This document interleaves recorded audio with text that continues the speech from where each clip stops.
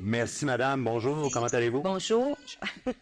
Moi, j'aimerais savoir, justement, concernant la communication, je me sens pas très rassurée de me faire dire appeler au 311, sachant le délai d'attente d'une part, et d'autre part, sachant que ça ne se fait pas immédiatement. Problème qu'on peut vivre durant un chantier. Il me semble qu'il y a une réponse immédiate. C'est important. Fait que pour moi, le 3-1, c'est pas rassurant. C'est pas comme une personne en particulier qui attend et qui va vraiment répondre à nos appels et non pas une boîte vocale. C'est bien gentil, mais je ne sais pas comment on va faire pour les retrouver. C'est quand même un grand secteur. Alors, on partira pas à la course pour essayer de les retrouver.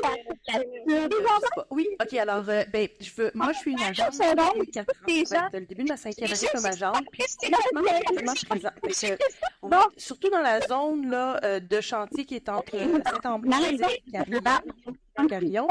On va se promener, on va être là, on va être sur le trottoir, puis on passe des minutes à pas rien faire, en fait, parce qu'on observe le chantier, on vous parle à vous, on est en proactivité.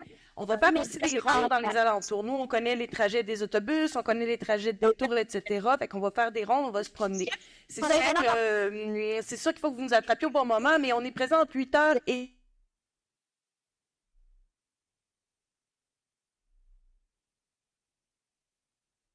promets. Puis c'est pour ça que je suis habillée comme ça, parce que je tiens vraiment à ce que vous voyez à quoi ressemble un agent faux chantier. Puis Mathieu a le même costume que moi, là, plus des bottes de chantier. Je suis certaine que vous allez me trouver. On était sur Maguire, on était sur Dorchester, puis les gens nous attrapent. On répond souvent à nos prénoms. Geneviève, Mathieu, gênez-vous pas. OK? Il faut vraiment venir nous voir. Mais si vous voulez, vous pouvez rester nous voir à la fin de la journée. Je peux prendre vos coordonnées pour l'infolette. Puis on peut me faire des petits coucous de temps en temps, vous téléphoner, voir si ça va bien. On a vraiment un service personnalisé, là. Il y a des fois, je connais même le nom des bébés, puis des chiens, puis des chats, là. C'est pour vous dire.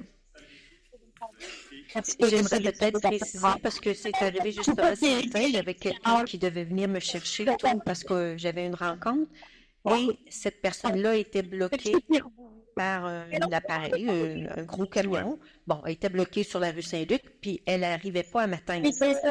Alors, si j'avais eu à aller vous rejoindre, vous, là-bas, c'était pas ça qui faisait mon affaire, là. Moi, je voulais vraiment avoir mon livre puis être capable d'être à l'heure pour mon rendez-vous. Fait que, vous comprenez, c'est une situation ponctuelle. Autrement que par ce que vous venez de suggérer comme méthode. Ben, on vous entend, madame, puis on prend note de ça, de cette préoccupation pour l'immédiateté du service. Je le veux maintenant, tout de suite, mon 3-1. Puis maintenant, quand vous allez appeler au 3-1 pour la durée des travaux, je sais pas après, hein, faudrait peut-être essayer, mais pour la durée des travaux, mentionnez aussi les faux chantiers. Et là, vous allez voir l'instantanéité, mais je sais que ça sert à rien de plaider pour, donc on va le vivre. Puis après, vous me direz comment c'était. D'accord. Une autre question, s'il vous plaît. Ensuite, on a quelqu'un d'autre derrière. Oui, mais allez-y, une dernière. Le chantier, de quelle heure à quelle heure, s'il vous plaît? De quelle heure à quelle heure, le chantier? Non, ça. Oui. Ça s'en vient, monsieur. Ça pas bien là. C'est la réglementation sur le bruit, la réglementation municipale qui s'applique, donc c'est de 7h à 21h. Si jamais des travaux doivent être réalisés de soir et de nuit, vous êtes avisé à l'avance et c'est émis par ordonnance de règlement. Les travaux qui sont réalisés de soir ou de nuit, ça va être dans le cas où on a une entrave à la circulation qui serait majeure, qui pourrait porter préjudice là, ou qui pourrait constituer un enjeu à la sécurité. Là, par exemple, je donne un exemple sur Marie de l'Incarnation. À 5 heures, un vendredi, ce ne serait pas une bonne idée. Donc, souvent, il y a une stratégie qui est développée pour travailler de soir ou de nuit. Sinon, c'est de 7 heures à 21 heures. Il y a une réglementation pour la fin de semaine également. On pourra vous transmettre plus en détail. Là. Merci, madame. Annie, allô? Oui, bonjour. Dans les plans que vous avez démontrés, vous prévoyez avoir 3 options que vous allez tester pour les autobus et vous justifiez le passage des autobus sur la rue Saint-Luc de par le fait que ça augmente de seulement 1 minute la distance des gens qui sont le plus au fond. Si j'ai bien compris, ce que vous annoncez, c'est que vous voulez faire ces tests-là pour déterminer quels seront les parcours futurs à l'intérieur du quartier. Cependant, ces tests-là ne prennent pas en compte le fait qu'il devrait y avoir des autobus qui vont passer sur Saint-Vallier et donc raccourcir le temps de marche de l'ensemble des gens et donc de rendre le passage des autobus sur la rue Saint-Luc complètement inutile, en fait, puisqu'ils pourraient prendre cet autobus-là et aller rechercher tous les autres parcours qu'ils le veulent par la suite à l'extérieur du quartier et faire le contour. Est-ce que ce genre d'option-là est considéré pour la suite? Pour le RTC, Pour la RTC, Oui. en fait, je pense que c'est ça fait partie des objectifs de la cohorte, hein, clairement. Exactement. Donc, l'expérimentation de ce parcours-là qui vous est proposé, on propose de le faire cet été, puis on va s'en parler tout ça à l'automne dans l'évaluation que vous allez en faire. Fait qu'à ce moment-là, on pourra tout ressortir ces éléments-là, qu'ils soient positifs, qu'ils soient négatifs, pour en tenir compte après dans l'optimisation finale de. Parfait. Puis dans le point qui suit, ben on reparle de faire passer les autobus sur la rue Saint-Luc encore une fois. De par l'expérience qu'on a eue à la dernière tentative, ben les chauffeurs d'autobus, de par le modus operandi qu'ils ont et l'obligation de respecter les temps qu'ils ont des arrêts, les chauffeurs d'autobus sont sous une pression en fait où ils sont incapables de respecter leur temps et les codes de la circulation. J'ai mon père personnellement qui a travaillé pendant toute sa vie au RTC. Et je le sais de source directe que c'est comme ça que ça fonctionne parce que leur moyen de pression, c'est entre autres de respecter le code de la route à la lettre. Donc, on a des chauffeurs d'autobus qui passent sur la rue Saint-Luc actuellement et qui font à moitié leurs arrêts, qui passent pratiquement tout droit à plusieurs reprises. Et là, je passe tous les autres inconvénients de bruit, de gens qui viennent faire des graffitis, des vols et des dommages qu'on a subis durant ce transfert-là. Donc, je voudrais savoir qu'est-ce qui est en place pour que ce genre de choses-là ne se produisent pas lors de ce parcours. Vous parlez des incivilités, là. Comment on on parle des chauffeurs? chauffeurs Ben là, d'autobus, on entend vos en préoccupations à l'égard de la vitesse qui est pratiquée, là, à votre sens, mais évidemment, quand vous observez une situation comme ça, c'est le il est plus là. Il y avait le numéro 3-1. Honnêtement, là, pas de temps à perdre avec ça. Puis là, ben, en plus, vous avez l'argument d'info-chantier pas là. Ben, madame, sérieusement, c'est votre porte d'entrée pour les services municipaux. Parce qu'on peut pas rester puis commencer à aller. Les chauffeurs d'autobus ne respectent pas le code. Ils vont faire des stops à moitié. Ils continuent à passer. C'est constant. C'est une réalité. C'est comme ça que Mais ça les fonctionne. gens, de façon générale, on pourrait malheureusement ça, tout faire toute plainte à tous les Ouais. autobus qui passent. Ben, si c'est ce que ça vous prend, oui. La ligne, elle est là pour ça. Le 3-1, le service est là pour ça. C'est votre porte d'entrée pour la ville. Et là, si vous ne nous signalez pas, vous êtes nos yeux, nos oreilles sur le terrain. Donc, il est évident qu'on ne peut pas tout voir, ces éléments-là. Donc, on vous en prie, utilisez-le. Ça a été fait la dernière fois, ça a été annoncé, et là, je vous demande s'il y a des mesures qui ont été prises d'avance pour s'assurer que les chauffeurs vont respecter les plaintes qui ont pu être faites à cet égard-là. Puis moi, ce que j'entends, c'est qu'il n'y a rien qui a été fait présent. Ben là, si vous avez formulé des plaintes, moi, je peux évidemment pas me prononcer sur cet élément-là, sur cette plainte ponctuelle-là. Je n'ai pas vu le traitement qui a été fait. Mais généralement, lorsque vous déposez une requête au 3-1, il y a un numéro de suivi qui vous est donné. Il y a un professionnel qui va vous rappeler en lien avec votre requête. Surtout si vous avez demandé, évidemment, d'être appelé. Hein. Oui. je vais aller par- Est-ce que vous avez appelé au RTC directement, service à la clientèle? Ils ont des inspecteurs. Je vais pas parler au nom du RTC, mais ils ont aussi un système de contrôle que vous connaissez probablement avec votre famille. Ça serait peut-être important, en fait, d'appeler aux deux, mais je pense que ce que vous avez dit aussi d'entrée de jeu dans votre réflexion, ça va être important qu'on puisse le capter également, là. Si jamais, au niveau de la configuration, on observe que ça amène des comportements qui permettent pas nécessairement de respecter les temps, les délais. Je pense que ça fait partie aussi. Donc, moi, ce que je comprends, c'est le service à la clientèle du RTC, le 3-1, mais également, on va vous inviter à participer à la démarche. Donc, c'est bien important que tous les gens qui voient des infractions, subissent des dommages, fassent leurs appels de manière systématique au 3-1 et au RTC pour tout ce qui est les problèmes avec les autobus. Profiter pour vous dire, à l'égard de toute situation que vous allez constater durant la période des travaux. On vous parle de perturbations dans votre milieu. Si jamais ce n'est pas partagé vers nos équipes, on n'est pas en mesure de vous outiller. Et le fait d'appeler le 3-1, ça nous permet justement d'enregistrer les requêtes et à un moment donné, de dire on a 12 requêtes en lien avec la même problématique, la même situation a été observée. Ça nous permet là, de mettre du poids au niveau des demandes qu'on va faire. Donc oui, s'il vous plaît, ça va nous rendre service. On va s'assurer de vous appeler à chaque fois qu'on a des problèmes. Merci. Merci. Engorgez les lignes 3-1, s'il vous plaît. Madame, vous avez une question? Bonjour. Allô? Moi, c'est concernant la placette Saint-Sauveur, je pense. C'est coin des Oblats, Saint-Vallier. Est-ce que c'est bouché ou pas, finalement? Oui, elle va être fermée. Je vais voir si j'ai... Oui, vous voyez? Moi, j'habite là sur d'Argenson en arrière. On a eu 2 beaux exemples il n'y a pas longtemps d'incendie. C'est des blocs des maisons qui datent de 200 ans. Si les pompiers ne seraient pas venus en 30 secondes, je pense que le quartier aurait brûlé. Pourquoi il n'y a pas de pompiers? Pourquoi il n'y a pas de service d'incendie qui vient m'expliquer comment ils vont faire pogner le trafic sur Charest pour arriver à temps pour sauver ma maison? Je pense que c'est hyper important. Je l'avais demandé au mois de décembre. Vous m'aviez dit, on le sait pas, on vous revient avec ça. Puis finalement, je n'ai pas plus de nouvelles aujourd'hui, là.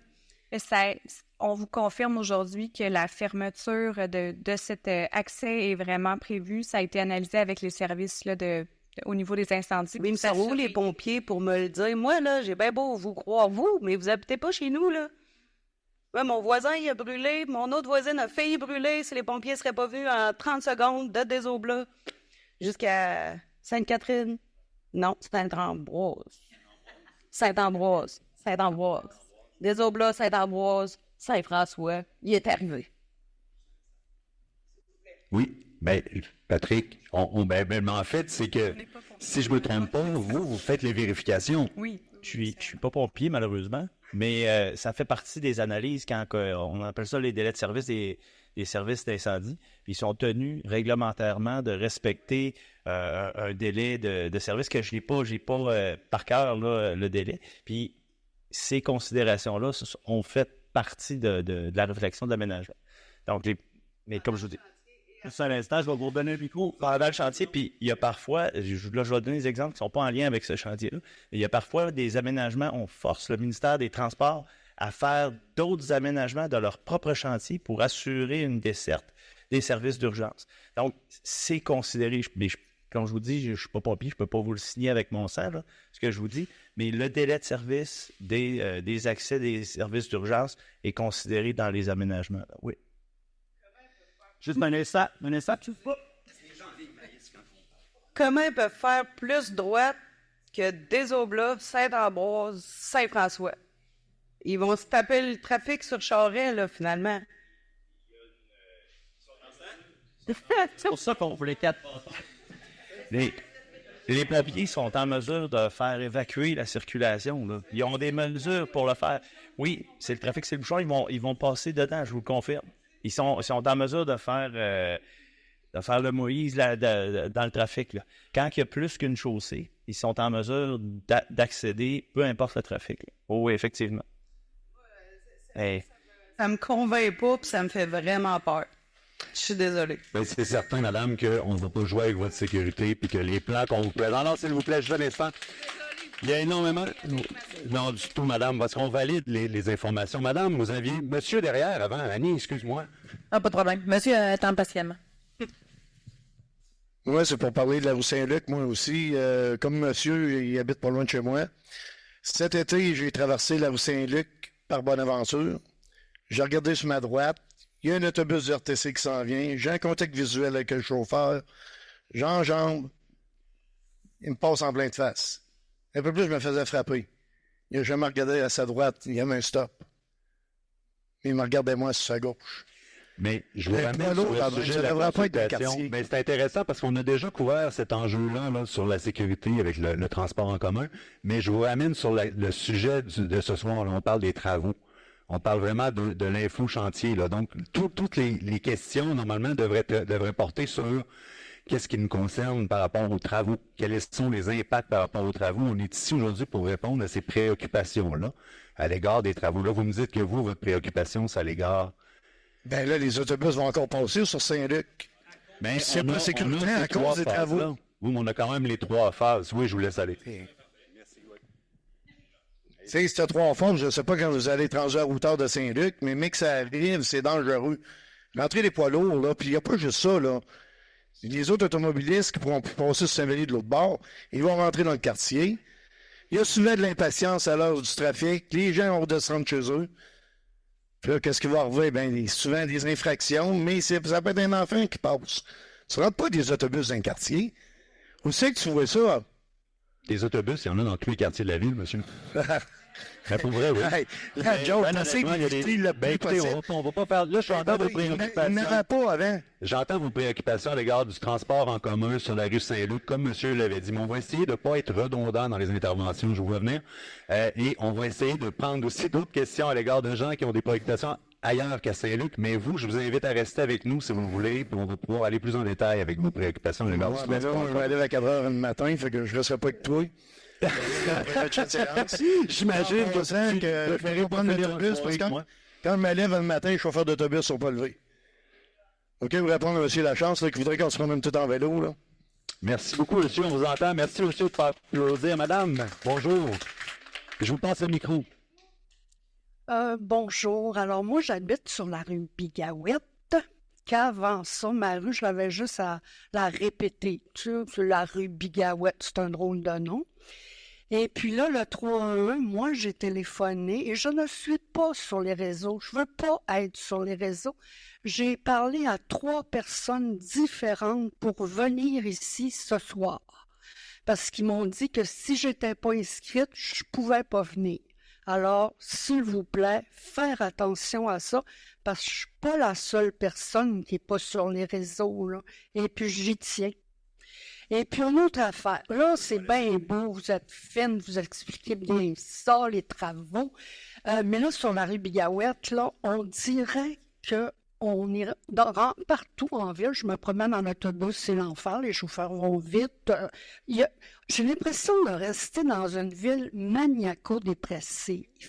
Puis si je dis ça, c'est en hommage à mon père qui était maniaco-dépressif. J'ai comme l'impression que vous en faites trop en même temps. Et puis là, vous parlez des petits casiers que les entrepreneurs ont. Ben, dans ma rue, il n'y en a aucun. Il y a des enfants, énormément d'enfants. Les camions vont tellement vite. J'ai eu peur de sortir. Moi, je marche à pied, je fais mes commissions à pied, je prends l'autobus. Hey, je veux tout dans la vie. Mais là, je peux...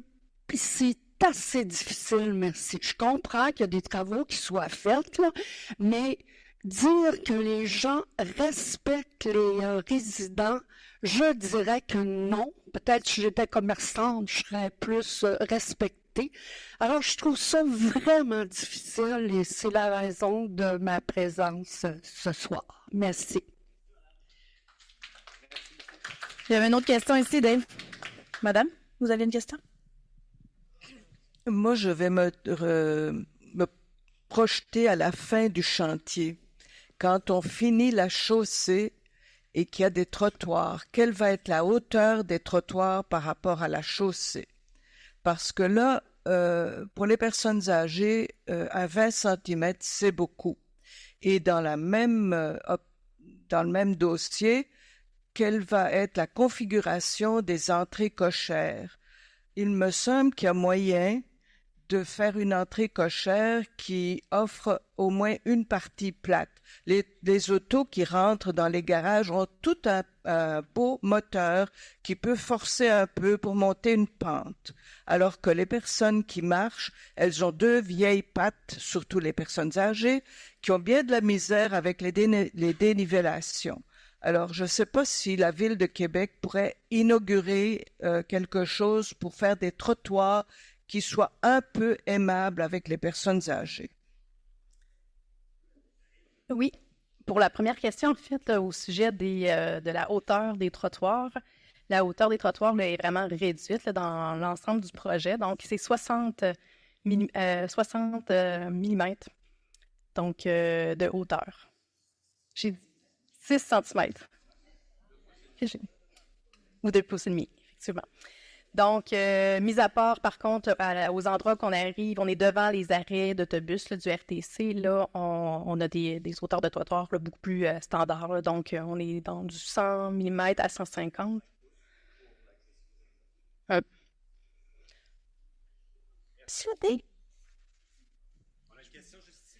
Oui, j'avais juste une question par rapport aux travaux qui vont être faits sur des Oblas cette année. Dans le fond, vous dites que vous allez faire des petits zones pour ralentir le trafic. Est-ce que ça, dans le fond, ça va être fait sur toute la rue ou c'est sur juste une portion proche de l'école? Ou puis, est-ce que, dans le fond, si c'est juste proche de l'école, ça va-tu être étendu après les chantiers qui vont être terminés sur Saint-Vallier? C'est quoi? Parce qu'on a fait un sondage, là, dans le fond. Qu'est-ce qui en ressort de ce sondage-là? On peut-tu... Oui, mais pour les on parle vraiment de 2 intersections aux alentours de l'école. Il y a la sécurité aux abords des écoles cette année. Donc, les 2 que vous avez à cet endroit-là.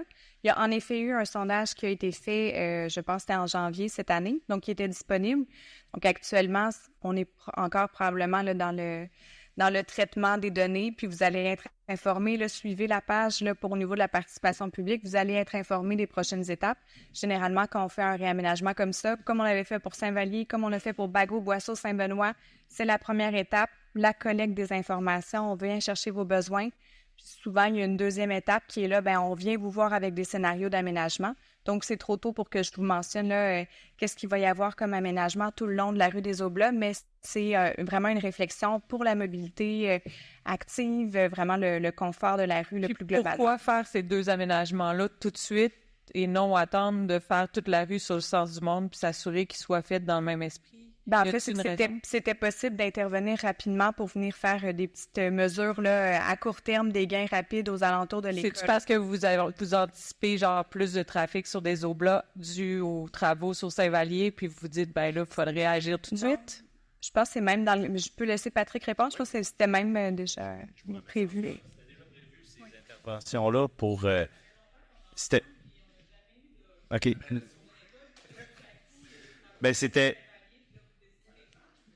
C'était déjà prévu dans les mesures qu'on avait pour les zones scolaires. Ça faisait partie des zones qui allaient être ciblées. Puis vu que les travaux pouvaient se faire, donc on les a fait cette année. Ouais.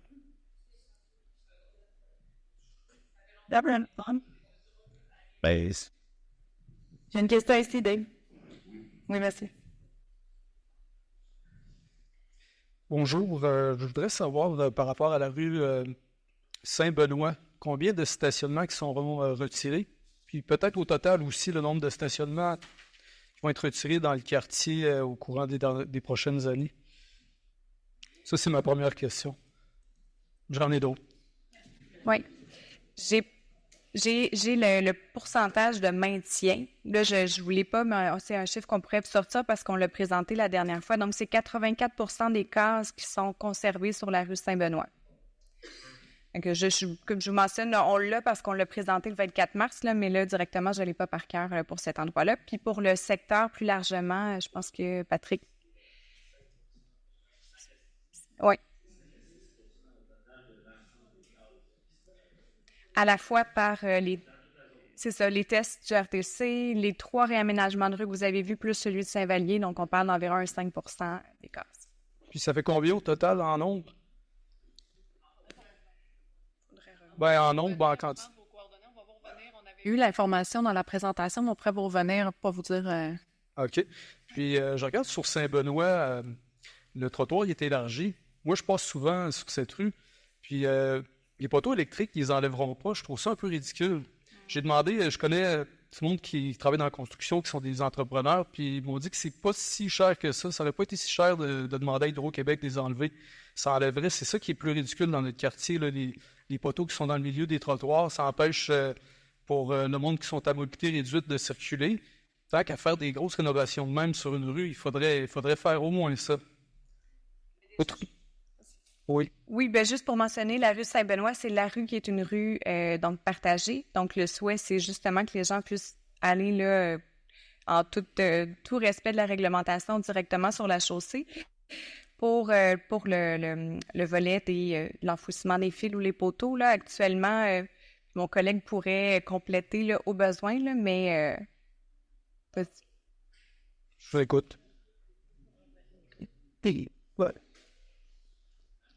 Ben, en fait, au niveau des poteaux d'utilité publique tels qu'Hydro-Québec, là, on voit bien celui-là est fort intéressant parce que il y a beaucoup de matériel dedans.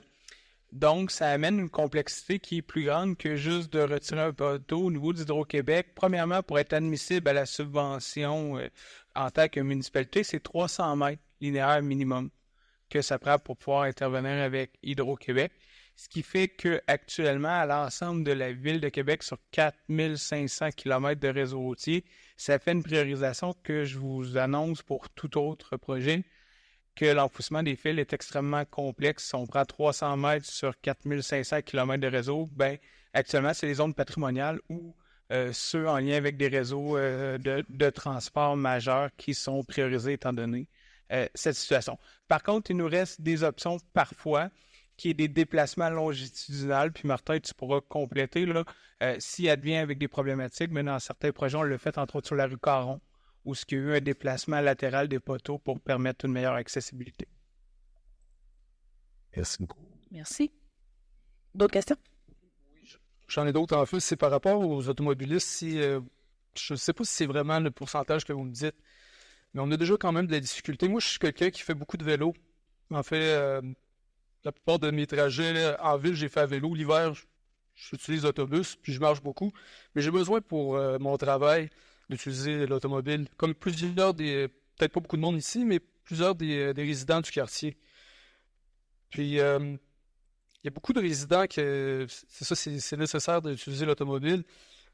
Puis, ils vont probablement être obligés de se déraciner là, si vous enlevez de plus en plus de stationnement. Là. Ça, il n'y a peut-être pas beaucoup de monde ici qui sont d'accord avec ça, mais c'est vrai quand même. Tant mieux.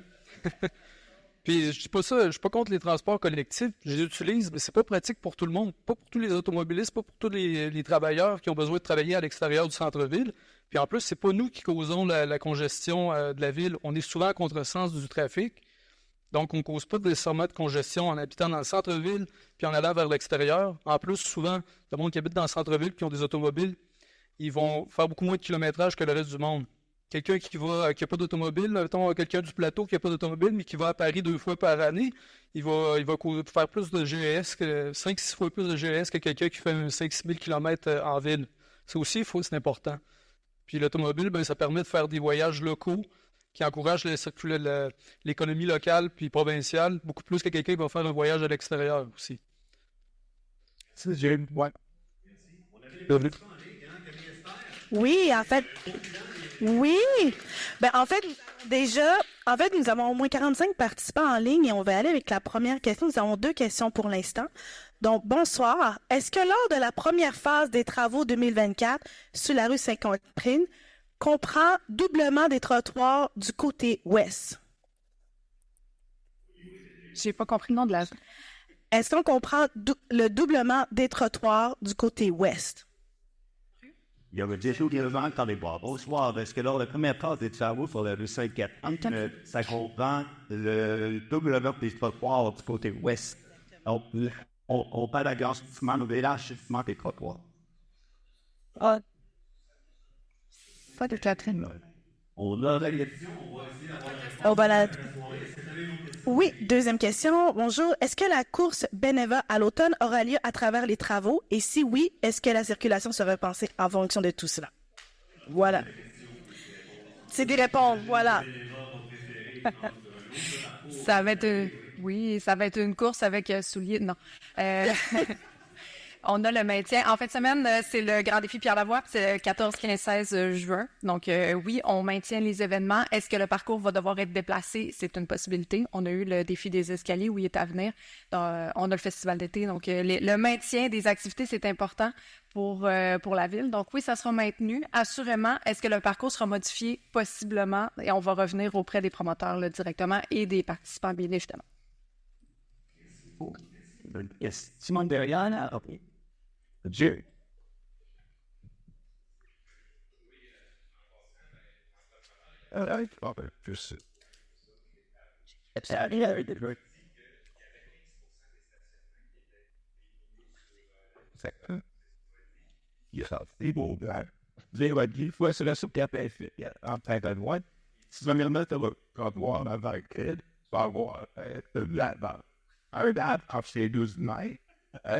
Il m'a détaillé ça, il y avait dans moi là, assez qu'il m'a demandé comment ça me groupe, on n'avait pas une petite là. Donc, oui, il est malade. Il est pas very big. Il est pas very big. What kind of like this? That did. What? He said, I did. No. Like, gradually, c'est une affaire comme c'est vite. I don't know how to finish. It's a little bon. They notice it. So, you could have done more. As they food, you just say, okay, it's the place you have to work. Never much in the like, oh no, I say that. Makes it absolute, yeah, they're on phone. Football, shit. That, the, these are, he shut up. ça va. C'est juste pas mal, c'est pas un rond, mais ça, non. Pas comme je fais. Oui, juste préciser, comme le mentionnait ma collègue Annie d'entrée de jeu, on est venu vous présenter avec des gros plans le projet là, le 24 mars dernier. Donc aujourd'hui, on vous partage certaines informations sur les chantiers. Au besoin, on a des gens de l'ingénierie qui sont directement justement là, en charge plus du chantier, qui sont en ligne. Fait que s'il y a des questions précises au besoin, mais c'est sûr qu'on est témoin sur le concept précis, là, mais inquiétez-vous pas que nos collègues là, les connaissent bien. Je peux parler dessus, je vais le voir. Merci de nous rappeler sur le récit, au sorti que pour parler, oui, pour parler. On a d'autres questions pour nous. Bonjour, je m'appelle Quentin, je suis sur Cardinal Tachereau. Je voulais être sûr d'avoir bien compris au niveau des 3 phases de travaux sur Saint-Vallier, qu'est-ce qui va se passer entre les phases? Parce que la phase 1, je comprends que c'est le milieu de la rue qui va être en travaux, puis on espère que ça va être complètement complété à la fin de la saison. Mais là, je suis pas sûr de comprendre si ce bout-là va être à double sens entre les travaux ou il va être à sens unique mais pas le reste. C'est ça que je veux être sûr de bien comprendre entre les phases, entre le début et la fin de la phase 3 dans le fond. Oui, ben, tout à fait. En fait, une fois la première phase terminée, vous allez vraiment avoir un sens unique sur cette section-là. Après ça, la deuxième phase, vous allez avoir d'autres tronçons là, qui vont venir prolonger le sens unique. Et finalement, la dernière phase. Et on peut revenir sur notamment les itinéraires, là, Patrick, que mon collègue Patrick présentait tout à l'heure, là, justement pour bien signaler. L'enjeu ne sera pas en direction ouest. Donc, ça va être toujours possible de circuler de bout à l'autre de la rue, mais ça va être vraiment plus en direction est, où là, justement, il va falloir travailler de la signalétique et autres, là, notamment le volet circulation locale pour les trajets là, qui vous ont été identifiés. Donc, encore une fois, ça, on l'a mentionné tout à l'heure, c'est pas pour le transit. Les gens qui se destinent pas au quartier Saint-Sauveur pour une résidence, un organisme, un commerce, donc on les invite à ne pas rentrer à ce moment-là. C'est même réglementé, comme le mentionnait Patrick. Mais les gens là, qui vont devoir se rendre puis qui ne pourront plus passer là, sur le tout petit tronçon en direction est, il y aura des itinéraires alternatifs qui vont être bien identifiés. Le micro, excuse-moi, Patrick, ce micro-là ne fonctionnerait pas bien en ligne. Oui. Ça peut m'en aller, allez. On va faire là. Celui-là, dans ce cas-là, bonjour. Donc, c'est ça, les axes. Oh, on entend. Excusez-moi, je suis vraiment désolé. Donc, c'est ça. Direction sud, c'est sur Saint-Luc qu'on priorise. Puis les deux axes nord, c'est du Rocher, puis Saint-Ambroise, là. Napoléon-Parent, Saint-Ambroise. Puis comme moi, je vous disais, ces axes-là vont être hautement priorisés pour toute entrave qui pourrait avoir lieu sur ces parcours-là. Est-ce que vous... Peux-tu avoir un arrêt? Oui, on a le pointeur. Ah, OK. Vous voyez, c'est ça ici, les pointillés noirs, ce sont les détours en priorité. Donc, la circulation va se faire, la circulation de détournement, les chemins de détour vont favoriser ce transit-là par ces axes-là, par ces 3 axes-là qu'on voit sur le plan. Je veux que c'est là.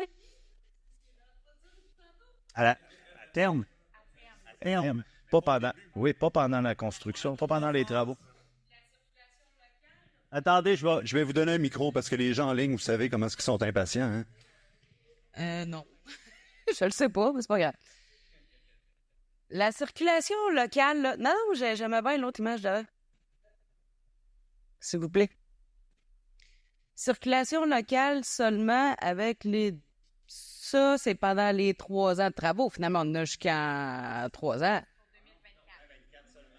On est vraiment une séance pour 2024 parce qu'il y a des choses qui vont évoluer selon justement les différentes phases. Ça va être, là, phase 1, phase 2, moi, ça m'implique total, là, tu sais, je suis en plein milieu des deux, là. Mais cas, je comprends pas tellement. Je comprends que c'est circulation locale, là, mais j'habite dedans, je travaille à tous les jours, je vais reconduire ma fille aussi. J'en ai besoin de mon auto, puis je roule souvent avec, puis c'est comme le matin, on est tout à l'heure, hein, on essaye. Ça va évoluer après ça en 2025, ça va être le champ. Ouais, parce que quand même, ouais, ou presque, parce que les travaux commencent. Les travaux commencent en même temps que l'école recommence, là. Ben, on vous entend. Merci. Sur les phases de travaux, madame? Ben, c'est juste par rapport à circulation locale seulement. On s'entend que la plupart des gens s'en pètent complètement puis vont quand même utiliser ces rues-là, qu'ils aillent n'importe où, là. Faut pas se faire des accroires. Les gens vont utiliser pleinement ces rues-là, même s'ils n'habitent pas là, puis ils vont juste faire du transit, là. Je veux pas être plate, là, mais pèle pas des nuages. Mais il y a des mesures de coercition. C'est quoi? Il va y avoir un sticker sur le char? Il y a des mesures de coercition qui peuvent être appliquées au transit. Si on constate qu'il y a des plaintes, qu'il y a vraiment une problématique de transit, puis comme je vous disais tout à l'heure, on a les caméras de circulation qui veillent et qui surveillent. Puis si notre stratégie d'évitement de la circulation, on a d'autres outils, là. On va même des fois à imposer des sens uniques pour atténuer, pour, entre guillemets, défavoriser là, les véhicules qui feraient du transit. Donc, la stratégie, elle peut évoluer pour défavoriser les gens à utiliser le transit, à utiliser le quartier pour du transit.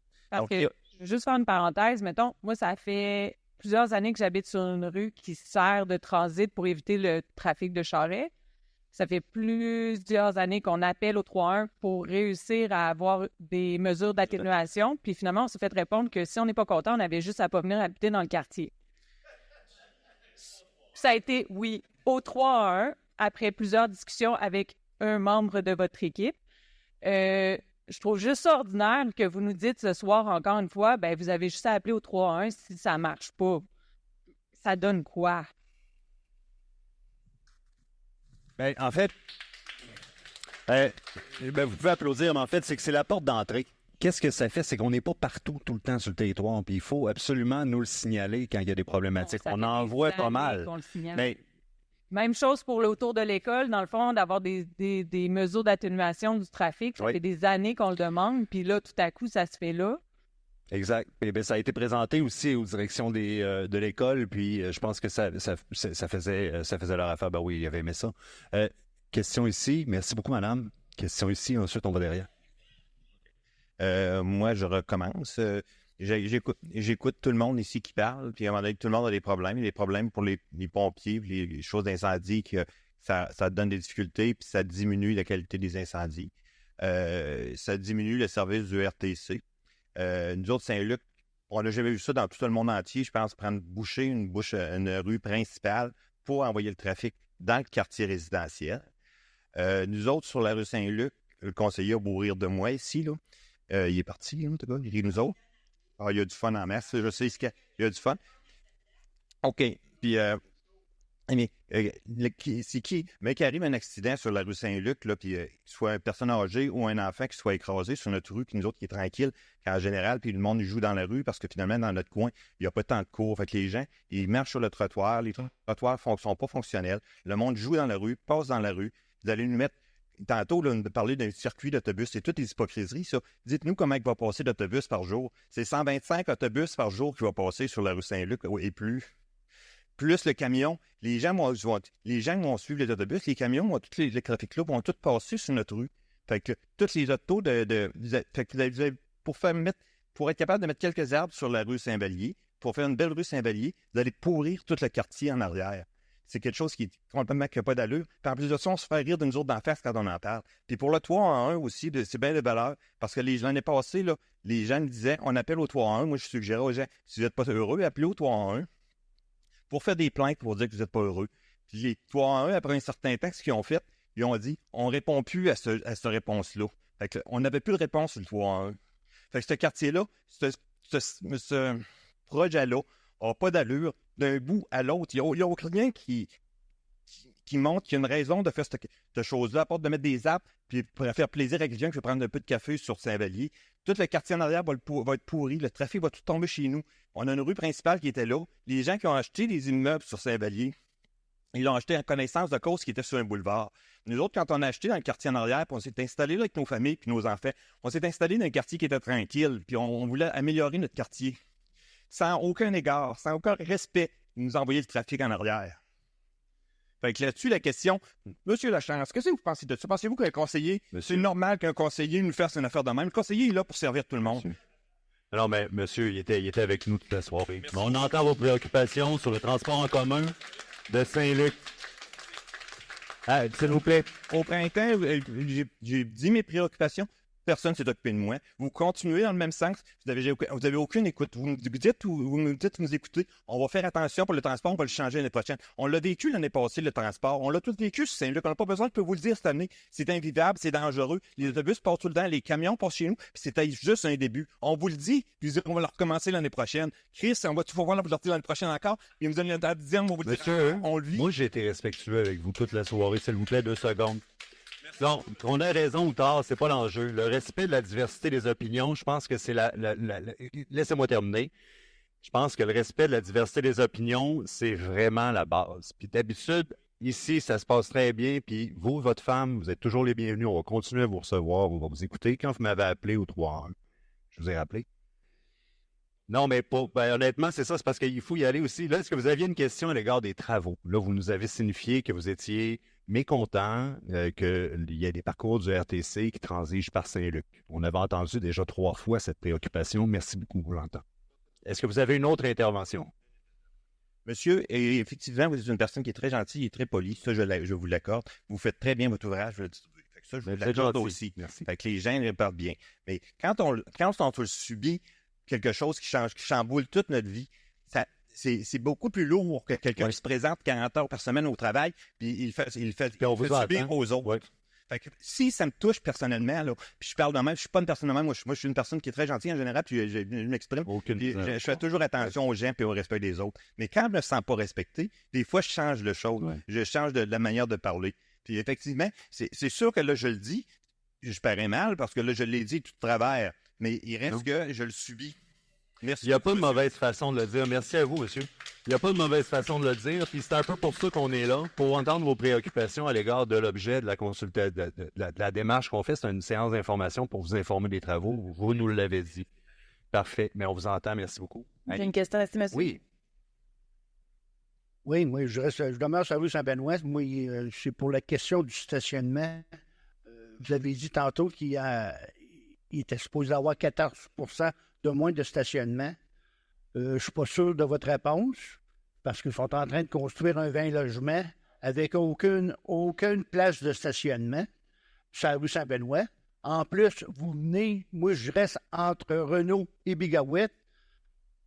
Il n'y aura plus grand stationnement sur la rue Saint-Benoît.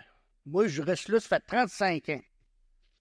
Puis là, je me stationne sur la rue Saint-Léon, sur la rue Montmartre. Ça fait 3 ans que je ne suis pas capable de stationner mon auto en face de chez moi. En 2022, ils ont tout refait les trottoirs. Ils ont fait l'asphalte. En 2024, vous arrachez tout ça. Comment ça coûte, ça? À vous regarder, vous avez l'impression que c'est moi qui l'ai fait. Oui. Non. Non, mais pour vous dire que c'est celle qui a préposé ça, la rue Conviviale. Ouais. Ça fait 35 ans que je suis là, moi, sur la rue Saint-Benoît. Ça peut pas être plus convivial que c'était. Le monde marchait dans la rue, puis même les carrosses, ils sont capables de marcher dans la rue. Là, je sais pas comment ça va coûter, en tout cas. Merci beaucoup. Oui, juste un instant. Arrêtez d'applaudir en chaque. On va avoir le temps de passer moins de questions. Vous avez une question? Dave, peut-être juste un élément de réponse, Dave? Oui. Pour le logement, les 20 unités supplémentaires, c'est une clientèle particulière qui n'a pas de véhicule. Donc, ces gens-là, un peu comme d'autres projets, qui, lorsqu'on parle de logements sociaux dédiés, sont des clientèles qui sont ciblées n'ayant pas de véhicule. Juste un instant, monsieur, on va finir la réponse. Patricia, je t'en prie. Donc, il y a un maintien de 84 des cases sur Saint-Benoît, c'est ce que je mentionnais tout à l'heure, ce qui correspond à, il y avait 25 cases, il va y en avoir 21. Donc, on est allé ressortir le chiffre là, de la dernière présentation qu'on vous a faite. Puis, juste un petit rappel, là, à l'époque, on vous avait présenté différents scénarios pour la rue Saint-Benoît. Donc, généralement, on est arrivé à un scénario mitoyen là, qui faisait un petit peu moins de verdissement, mais un plus grand maintien de cases. Donc, c'est ce qui a été retenu puis qui vous a été présenté en mars. Merci. Question ici, le monsieur. Donc, je me présente, je suis résident dans le quartier, travailleur à l'école Marguerite Bourgeois.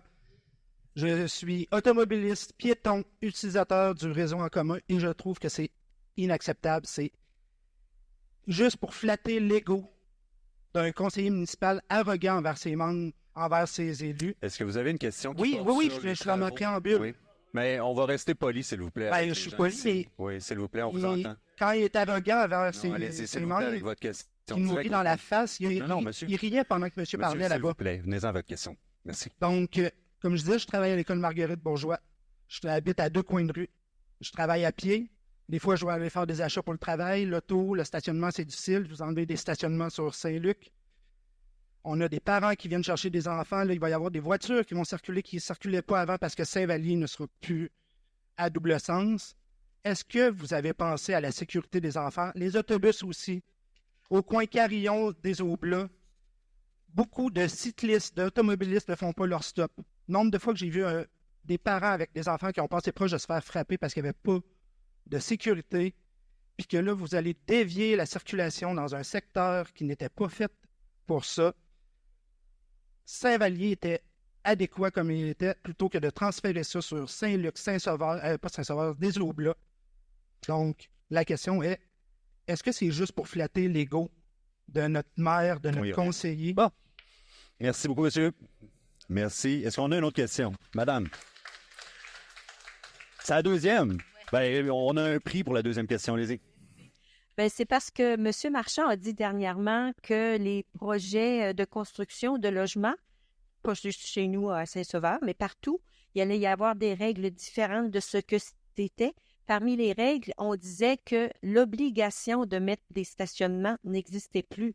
En fait, alors, c'est le nombre minimal de stationnement qui n'est plus là, parce que souvent, on arrivait et on devait imposer un nombre minimal de stationnement, puis selon l'opinion du conseil de quartier de Saint-Sauveur, la plupart du temps, il y en avait trop, à leur sens. Il y avait trop d'espace de stationnement.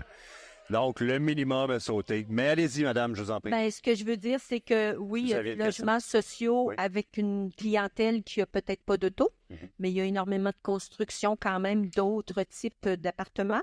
Et puis, ceux-ci n'auront pas d'obligation de stationnement. Fait que ça va être encore pire quand ils vont avoir terminé leur construction. On vous entend? Merci. Merci. Est-ce qu'on a des questions qui portent sur les travaux, monsieur? Bon, enfin. Oui, bonsoir. Moi, j'habite directement sur Saint-Vallier-Ouest, qui va être la phase 1. Je suis propriétaire immobilier. J'ai des locataires. Les poubelles, vous en avez glissé un mot tantôt. Est-ce qu'ils vont passer régulièrement? Ça va être que vous avez dit que ça va être l'entrepreneur qui va promener les poubelles d'une place à l'autre. Parce que moi, déjà, j'ai mes locataires à gérer. Puis là, s'il faut en plus que ils ont déjà de la misère à mettre sur le trottoir, là, OK? Avec le... En tout cas, on ne reviendra pas dans le passé. Mais c'est ça. Fait qu'on a les poubelles. Après ça, on va des coupeurs d'eau. Après ça, on va avoir de l'absence des toilettes, j'imagine. Il va y avoir des coupures de drainage. Il va y avoir... Comment est-ce que ça... Est-ce qu'on n'est pas rendu là, j'imagine? Ou vous allez en parler plus tard? Il va y avoir une autre séance? Il n'y aura pas d'autre séance. Bon, en fait, comment est-ce que ça va? Comment est-ce que moi, je vais expliquer ça à mes locataires? Absolument. Votre question est excellente. Puis j'en ai plusieurs. On peut-tu y prendre une à la fois? On y On y va. Pour les poubelles, gestion de matières résiduelles, donc ça va être le même lieu de dépôt pour vos locataires et pour vous, même endroit. Par contre, c'est l'entrepreneur qui va être en charge de le sortir en dehors de la zone de chantier pour que le camion puisse faire la collecte. Donc, pas de changement au niveau de l'horaire.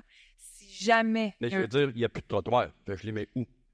Au ras de la porte. Ça va être au ras de la porte. Si jamais il y a une modification, c'est toujours Geneviève et Mathieu qui vont vous informer. Okay, c'est bon. D'où l'importance, puis c'est un très bon point, là, j'aime votre question, le fait qu'on ait votre numéro à vous, mais si on peut avoir les coordonnées de vos locataires également pour être en mesure de rentrer en communication avec vous. Si jamais il y a un enjeu, là, on veut vous rejoindre rapidement, on peut aussi rejoindre vos locataires. Ça, c'est un très bon point. La question des coupures d'eau. Donc, la question des coupures d'eau, lorsqu'on parle de commerce, on met dans les devis des entrepreneurs une obligation de nous informer 48 heures à l'avance. On se fait un petit peu la police de ces situations-là. Si jamais vous avez une coupure d'eau pour laquelle vous n'avez pas été avisé, c'est important de nous appeler immédiatement. Ça peut être lié au chantier, ça peut être lié à un bris, ça peut être lié à une autre situation pour laquelle on se doit d'être informé. La règle, c'est 48 heures et vous allez être avisé avec un avis porte-à-porte et courriel si vous nous laissez votre courriel. Tous les moyens qui seront le mieux pour vous rejoindre. OK. Là, c'est sûr, nos entrées d'eau, qu'est-ce qui va arriver? Oui. Est-ce qu'on va être obligé de refaire le 5 000 pour refaire nos entrées d'eau à chaque bâtiment? Parce que là, ils font la rue au complet. Puis, pour quelle raison ils refont toute l'aqueduc sur Saint-Vallier? Martin, est-ce que... Attends, je vais te donner un micro. Tout le monde va avoir. Ben, merci. Je peux vous prêter mon micro. Oui, bonjour. Tout simplement parce que les réseaux souterrains sont désuets, donc très âgés. Donc, on refait tout en neuf, là, dont les entrées de service aussi. Bien, les entrées d'eau, est-ce que, parce qu'antérieurement, quand là, c'était un travaux majeur, je sais que quand il y avait un problème, ça coûtait 5 000 à peu près par immeuble pour refaire l'entrée d'eau. Est-ce que l'entrée d'eau va être refaite jusqu'à l'intérieur des salages ou comment est-ce que ça va être procédé? Non, c'est toujours jusqu'à l'emprise de la ville, mais dans le cas de Saint-Vallier, il y a bien des endroits que l'emprise est directement sur la façade du bâtiment. Vous savez qu'on a, moi j'ai de vieux bâtiments aussi, là. Il y en a de 1800. Donc, le drainage et l'entrée d'eau, comment est-ce que ça va se comporter? Ça va s'arrêter, puis comment est-ce que ça va se négocier? C'est ça, c'est jusqu'à l'emprise de la ville, la ligne de l'eau, dans le fond, emprise privée, emprise publique. Mais c'est des cas particuliers, chaque bâtiment est différent. Donc, je vous invite peut-être à communiquer directement avec l'ingénierie. On a une personne qui va pouvoir aller vous voir, dans le fond, directement chez vous, puis à regarder votre situation en particulier. OK. Mathieu, vont prendre. Geneviève? Oui. J'ai une autre question. Oui. Vous parliez tout à l'heure d'entrepreneur. Qu'est-ce qu'un entrepreneur pour vous? Est-ce qu'un propriétaire immobilier comme moi est entrepreneur avec des locaux commerciaux au rez-de-chaussée? On se parlait pour l'aide aux entreprises. C'est quoi un entrepreneur pour vous? Parce que vous avez passé de droit, là, mais je... Oui, effectivement. Donc, Geneviève, on va aussi transmettre, dépendamment de ce que vous opérez comme commerce, là, si vous êtes... Moi, je n'opère pas de commerce. Propriétaire immobilier, oui. Je ne veux pas répondre dans la place du développement économique. Je préfère qu'ils répondent. L'information que j'ai pour le moment, vous ne seriez pas admissible, mais je préfère qu'on fasse la demande officiellement. Vous allez passer... On va vérifier avec Geneviève en même temps pour ces deux volets-là. On se prend en main, finalement. Puis deux, est-ce que les travaux vont durer 6 mois ou 3 mois sur la première phase? Parce qu'il me semble qu'il y avait une ambiguïté, là, quelque part, puis vous n'avez pas mentionné ce soir. Excusez mes questions, là, j'en ai plusieurs, là, mais... C'est des très bonnes questions. Je suis vraiment dans le milieu du réseau 1, de la phase 1 qui va être là, moi. Donc, c'est de juillet à le plus tard possible là, avec la neige, donc jusqu'en décembre. Avec une reprise, en fait, les trottoirs vont être remis sur l'asphalte pour l'hiver pour permettre le déneigement, puis il va y avoir une reprise de manière ponctuelle au printemps pour compléter les trottoirs. Puis peut-être une information qui est pertinente particulièrement pour vous, là, au mois de juillet, ce qu'on va faire, c'est l'installation de réseaux d'aqueduc temporaires. Donc, c'est à ce moment-là qu'on peut s'attendre à avoir une coupure d'eau là, fin juillet, début août. Okay. On va planifier, on va vous informer. Donc, au mois de juillet, ce ne sera pas des entraves à la circulation. L'excavation va débuter davantage au mois d'août, comme on en a parlé dans les séances précédentes. Donc, semaine du 5 août, c'est notre cible pour le moment. OK. Une autre question concernant l'eau potable. Est-ce que, vu que vous le faites par phase, il va-t-il y avoir de l'eau brune à tour de rôle? Parce que je sais que sur des eaux bleues, ils ont fait à un moment donné les entrées d'eau. Puis quand on n'utilise pas l'eau régulièrement à tous les jours, l'eau devient brune à premier abord. Est-ce qu'on va vivre ça aussi pendant des mois, ces 6 mois-là, ou ça va continuer parce que là, c'est en phase sur 3 ans? Est-ce qu'il va y avoir quelque chose de genre ou vous n'en savez rien? Prononcé, mais ce n'est pas une situation qui devrait être normale, le cas où c'est récurrent. Il peut y avoir du rinçage de réseau d'aqueduc, il peut y avoir des interventions en simultané. Normalement, quand on fait une coupure d'eau, vous avez également les consignes de salubrité là, adéquates là, qui vous sont transmises. Oui, ça, je le comprends, là, mais je veux dire... Dans cette situation-là, il faut rapidement appeler le 3-1 là, pour nous signifier si jamais ça peut être une situation autre là, qui altère le réseau d'aqueduc. Mais ça vient à formule magique, le 3-1. Le 3-1. Si vous n'en retenez pas en sortant, là... Bon, ben, je vais laisser... Le mot magique, c'est Info Chantier particulièrement. Là. Ah, OK. Ça vient les deux, bon. Merci. OK. Vous avez d'autres questions? Ben, écoute, il n'y a personne qui vous pousse, mais si vous en avez une de plus, une en prime. Ah, une en prime? Oui. Là, c'est-à-dire, là, les travaux, mais là, je veux dire, voyons, les agents de stationnement. Depuis déjà quelques années, ils sont agressifs. On débarque notre épicerie, là, parce que moi, j'habite sur Saint-Vallier. J'ai pas de stationnement de mon côté de rue. Je me stationne sur le bord d'un trottoir, puis je me fais menacer par un agent de stationnement qui me menace de me donner une étiquette si je ne déplace pas mon véhicule. Le temps de déplacer mon épicerie. Là, c'est pas... j'arrête une poche de patates, là, il faut que je traverse la rue, puis c'est ça que je me fais répondre. La même chose si il y a un déménagement qui existe dans un de mes immeubles, puis là, l'agent de stationnement s'arrête en arrière, puis dit, si t'es pas déplacé, là, et je te donne l'étiquette. Mais on fait un déménagement. Là, est-ce que cette agressivité-là, des agents de stationnement, en ayant les travaux de construction, vous enlevez des cases de stationnement, est-ce que là, les agents de stationnement vont être aussi, et sinon plus agressifs que ce qu'on vit depuis quelques années, minimum 3 ans? Bon, pour l'agressivité, je ne sais pas, il n'y a personne qui en a parlé. Là. Il y en a personne qui en a parlé. Au niveau ce qu'il y en a d'asseoir. Il va y avoir des débarcadères qui sont aménagés. Je ne sais pas si on a le détail ce soir des débarcadères. On va vous revenir avec l'information, mais il y a des débarcadères qui sont aménagés à proximité de Saint-Vallier, notamment pour les commerçants également. Oui. Donc, vous allez pouvoir les utiliser. Par rapport au déménagement, il faut vraiment qu'on se parle. Par rapport au déménagement, les agents de stationnement, en fait, il faut faire une demande d'occupation de la chaussée. Donc, vous allez avoir une demande de permis pour stationner le véhicule à l'endroit qu'on va coordonner avec vous pour que ça soit là, dans la zone de chantier avec un accès possible pour justement permettre aux agents de stationnement de savoir que vous avez l'autorisation de faire votre déménagement durant cette période. Oh, l'autorisation. Une autorisation. Particulière. Ça commence en charge un peu plus pour on gère plus les locataires. C'est ça, là. On gère plus les locataires. Puis là, on va demander la permission. Une dernière question. Ah, je savais. Après ça, c'est fini. Pour les locaux commerciaux, ils ont des clients, bien sûr, qui vont venir, puis la rue va être entamée. Combien d'espace, puis comment ça va être géré? Parce qu'il y a quand même plusieurs commerces là, sur la phase 1. Est-ce qu'il y a au moins un stationnement par commerce qui est attitré à quelque part pendant au moins 1 heure ou 2? Je ne sais pas. Comment vous gérez ça? Parce que moi, comment j'explique ça à mes locataires commerciaux? Qu'est-ce qu'ils font avec les clients? Ils vont se stationner où? Parce que déjà, la question, elle s'est posée. Là. Merci, puis excusez pour le temps de mes questions. Merci. Je suis pas venu pour rien. C'est des bonnes questions. Mon Dieu, on a un problème de pointeur. Ça a été présenté ce matin aux commerçants. Là, malheureusement, on pourra vous transmettre la présentation qui a été faite aux commerçants. Donc, vous aurez l'ensemble du détail. Mais en fait, c'est 25 cases qui sont réservées. Patricia, c'était bon, là.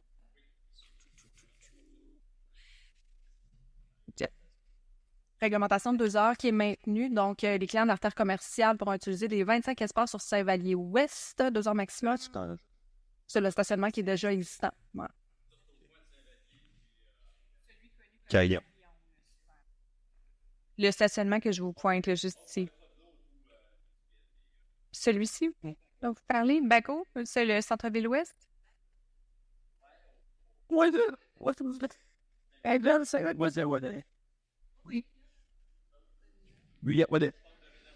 C'est des vignes. Oui, j'ai la réponse. Oui, merci.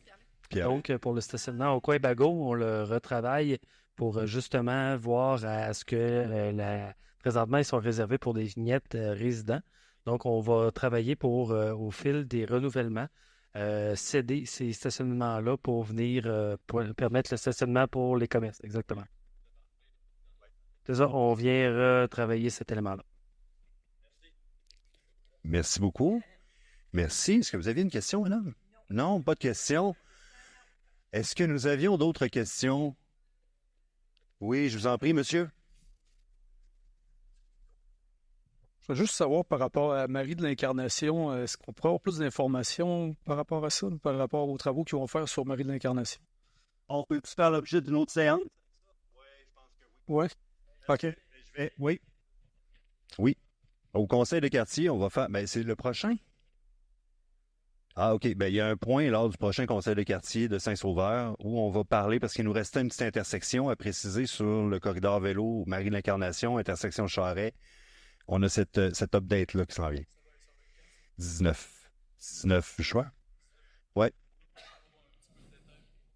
J'ai pas mal en donné. On va finir de donner le dessin autour de Charest puis Marie de l'Incarnation, mais dans une couple de jours, soyez patients. Est-ce que nous avions... Monsieur Parrish, qu'est-ce qu'une soirée d'information sans Monsieur Parrish? Merci. Est-ce que... Suis-je? Oui. Il y a 3 ans, on a rénové ma rue, la rue Hermine, sur 1 kilomètre de long. Rénovation totale. Ils ont éventré les rues, chaque coin, un après l'autre. On a sorti beaucoup de tuyaux de plomb. On a sorti beaucoup de renvois d'eau qui étaient très délabrés. C'était nécessaire. Et pendant les travaux, presque tous les propriétaires ils ont réparé leur solage parce que c'était ouvert de porte à porte. Presque tout le monde a réparé le solage, soit retirer des joints pour les solages en pierre ou l'enduit avec pour l'imperméabiliser, ou encore, il y en a qui ont isolé de l'extérieur. Suite à ça, on a eu 1 kilomètre de chaussée neuve avec 8 arbres. 8 arbres sur le domaine public et non pas chez des particuliers. Pour moi, il aurait pu en mettre plus, mais on a perdu 8 stationnements.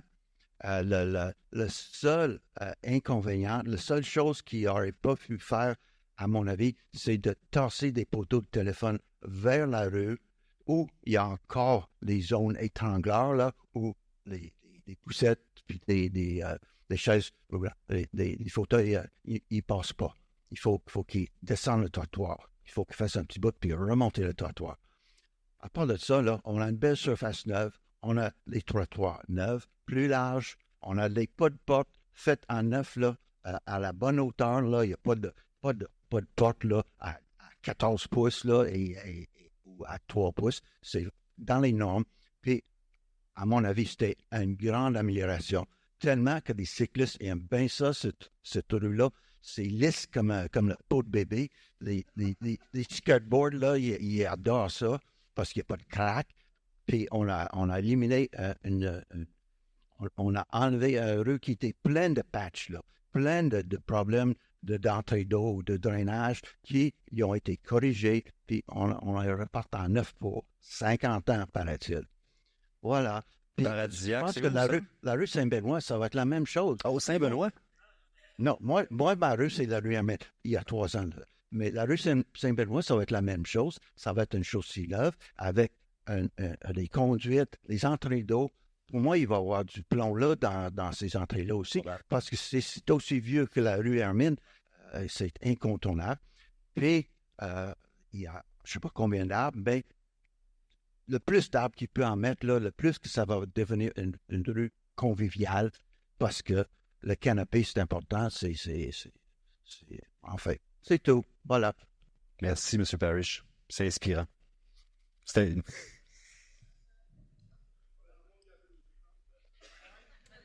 Non? Vous avez une autre question? Bien, on va apprendre. On va en prendre 2 autres ensuite. OK? Oui, excusez-moi. Pour l'aménagement sur la phase 1 Saint-Vallier, justement, l'aménagement d'arbres. Je ne suis pas contre les arbres. Au contraire, j'ai une terre de 78 arpents. Là. Il y en a des arbres. J'adore ça. J'étais élevé de culture. Puis je suis une ferme. Mais on sait que les arbres, quand ils poussent, monsieur vient de mentionner un bon point, tout le monde a isolé le salage pour que ça devienne étanche. Mais quand on plante des arbres devant une maison, les racines poussent. Et les racines vont forcer les salages. Quand on a des vieux salages, comme moi, de 1886, d'une maison en pierre, ça ne prend pas une grosse poussée pour défaire un salage. Fait que j'espère que devant ma maison, il n'y a pas d'arbre. Parce que sans ça, on s'amène à un problème qui ne sera pas dans 30 ans, ça va être un peu avant. C'est moi qui vais l'avoir le problème, ça ne sera plus la ville, vous comprenez? Fait que, oui, puis j'espère que tout le monde l'entend, là. Je suis vert, là, quand même. Là. Je suis pas gêné de le dire. T'es bien en vert. Mais il reste que c'est beau, la verdure, je comprends ça. Des fleurs, ça n'a pas de problème, mais des arbres, il y a l'effet. Il y a l'effet inverse sous le sol qui peut être moins beau à long terme. Merci. Bonjour. Oui, Justin Breton. Je vais me présenter comme directeur de la section écosystème urbain et ingénieur forestier de formation. En En fait, il y a beaucoup de mythes qui se sont dits sur les arbres avec les années. Votre question amène 3 éléments. Le premier, l'arbre en tant que tel ne cause pas de dommages au bâtiment. En fait, ce qui est observé souvent, puis vous allez être surpris, vous allez comprendre rapidement. Souvent, ce qui arrive, c'est qu'il va y avoir soit une micro-fissure, soit une fissuration, une problématique préexistante des bâtiments, infiltration d'eau et ainsi de suite. Et avec l'action de gel-dégel, cette problématique s'amplifie. Une racine d'arbre, qu'est-ce que ça cherche? Ça cherche de l'oxygène. Donc, ce qui arrive parfois, c'est que les racines vont aller chercher de l'oxygène. Mais je reviens à l'action. L'arbre, lui, n'est pas présent à la base parce que il n'y a aucun intérêt à aller dans les bâtiments. Fait que la problématique qu'on observe, c'est une problématique de structure de bâtiment qui est déficiente. Dans le cadre du projet de plantation des arbres, ce qu'on vient faire dans le cadre de nos projets, c'est qu'on vient les mettre dans des fosses de plantation qui, elles, sont circonscrites. Ce qui fait que le matériel tout le tour de l'arbre est un matériel, excusez le mot scientifique, il faudra trouver une traduction, anaérobique, qui veut dire sans oxygène. S'il n'y a pas d'oxygène, il n'y a pas de racine. Donc, nos normes de génie actuelles fait que les matériaux qui sont utilisés tout le tour de l'arbre fait que l'arbre ne va pas dans ces milieux-là. Pour ce qui est des problématiques observées des bâtiments, c'est un peu ce que je viens de vous dire, c'est que souvent, c'est plus une fissuration préexistante, une problématique de gel-dégel. Et la micro-racine, elle y va parce qu'il y a de l'espace. Puis avec les années, la fissure, elle, s'est agrandie, gel-dégel. Puis l'arbre, lui, il grandit. Mais dans le fond, l'arbre, c'est pas lui qui détruit les salages pour votre information. Puis dans le cadre des projets de rue, le matériel utilisé limite l'arbre à le circonscrire vraiment dans ces boîtes de plantation qui sont prédéfinies en amont et qui ne sont pas collées sur les bâtiments. Donc, ce que vous me dites, c'est que vous avez une garantie que les arbres ne brisent pas le drain et ne brisent pas le... Non, c'est pas ce que je vous dis. Ce que je vous ai dit, en fait, est-ce qu'on a une garantie demain matin de ne pas avoir un accident d'auto? Est-ce qu'on a une garantie que tout ce qu'on achète va être la durée? Non, c'est important parce que c'est la même chose dans le cas des végétaux. C'est la même chose dans le cadre des conceptions. Oui. Dans le fond, ce que je vous garantis, c'est que toute la réflexion qui a été faite, c'est pour maintenir les arbres dans des boîtes de plantation et éviter le conflit qu'on discute. Garde le micro. 2 secondes. Vous allez être gentil, hein? J'ai travaillé 35 ans pour la Ville de Québec à l'Aqueduc. Puis quand tu parles de racines, d'arbres, ce que tu dis là, c'est pas vrai pantoute. Parce que au sol des égouts, là, c'est les racines qui descendent dans les égouts, puis c'est ça, puis ça bouche. Oui, les sols, très bon exemple. De la terre argileuse, beaucoup d'eau, beaucoup de variations dans le sol, qui fait des conceptions des années 50, 60, 70. Il y a eu des déplacements, il y a eu du gel et du dégel, et oui, vous avez entièrement raison, il y a des racines. Mais la cause et la conséquence dans ces quartiers-là, elle est connue. On peut parler de Saint-Léon, on peut parler de plusieurs des rues. Vous avez tout à fait raison qu'il y a eu des interventions, et tous les diagnostics ont démontré ce que je viens d'expliquer. Oui, tout à fait. Il y en a sur René Lévesque. C'est un cas connu. Il y en a dans Charlebourg. C'est vrai. On ne le cache pas. Ce que je vous explique, c'est que les normes de génie actuelles, pour la croissance d'une racine, ça prend 24 d'oxygène. Si on n'a pas 24, vous étiez aux travaux publics, 95 de compaction, c'est ce qui est utilisé à proximité des conduites? Vin. Exactement. Mais c'est pour ça qu'on teste les On va faire un débat d'experts après. Avec plaisir. On va faire ça. Vous avez rendez-vous au doc après. Je viens de faire la promotion d'un commerce. Je suis désolé. Je vais faire tous les commerces après dans les prochaines séances. Est-ce que nous avions une dernière question? En fait, je dis dernière, mais c'est pas l'occasion d'une vie. Vous savez comment nous joindre. J'ai même pas besoin de répéter le numéro. Je suis pas mal sûr. 3-1. Vous avez une question pour vrai? Une vraie question, là. Une bonne, on vous écoute. Il y a de la pression, là, c'est la dernière. Vous êtes sûr? Vous avez un petit doute dans votre... Non, c'est parce que j'aurais un petit commentaire en même temps. Non, j'ai une question pour vrai, par exemple. Mais c'est juste pour monsieur. Je comprends les arbres, là, c'est inoffensif, là. Mais Il n'y a pas une fondation dans Saint-Sauveur qui n'a pas de fissure. On s'entend, là? Mais non, mais ma vraie question. OK. Je le sais, je suis tannante, c'est encore pour les services d'incendie. C'est quand qu'on va avoir des réponses? Sérieux, je veux avoir des réponses à mon questionnement. Là. Mais pour vrai, votre question est bonne. En fait, on peut faire la demande au service des incendies parce que le schéma de couverture de risque pourra vous être expliqué. Là, il n'y a pas de problématique. C'est ce que je demandais. Non, je sais, mais c'est ce que je demandais au mois de décembre, par exemple. Oui. L'amigo pour l'expliquer aux gens en ligne aussi. C'est pas le Conseil de quartier. Non, au conseil de quartier, il arrive parfois qu'on va faire des demandes pour avoir des présentations de services. On utilise le conseil de quartier pour venir faire le point. Dernièrement, on a eu un point de 3 avec le 3 en 1 puis le service de police au conseil de quartier du plateau. Mais là, ici, on pourrait voir à travailler ça. Donc, je pourrais essayer de travailler avec le conseil de quartier pour avoir une présentation sur le schéma de couverture de risque. Mais c'est enregistré. Si je vous l'enregistre, le conseil n'est pas enregistré, mais je pourrais vous enregistrer ça, puis on pourrait le déposer. Écoutez, on le note. On note ça. C'est une préoccupation, je pense, qui pourrait être intéressante à documenter. Merci beaucoup. C'était une bonne dernière question. Êtes-vous d'accord? Donc, ce que je disais, c'est qu'il nous reste encore, la possibilité de recevoir, la soirée. Geneviève, qui est là derrière. Si jamais vous aviez des préoccupations, monsieur, si vous n'allez pas là avant de partir, on a un problème. Donc, merci beaucoup. Pierre-Luc, un mot de la fin? Bon, ben, merci aux équipes pour leurs explications. Je pense qu'elles sont là avec cœur pour répondre aux préoccupations, amener que le projet se réalise de la meilleure façon possible. Je pense que Geneviève et Mathieu vont devenir vos meilleurs amis dans le secteur. Si vous avez des questions, commentaires. Je rappelle aussi, parce que ça a passé rapidement tantôt, on vous invite à vous inscrire en ligne sur bit.ly/transport-saint-sauveur pour être capable de participer aux activités au niveau de la consultation qui aura lieu un peu en continu au niveau des tests qu'on va faire avec les parcours cette année pour le RTC. Très important. Donc, merci à toutes et tous de votre présence et je vous souhaite une bonne fin de soirée.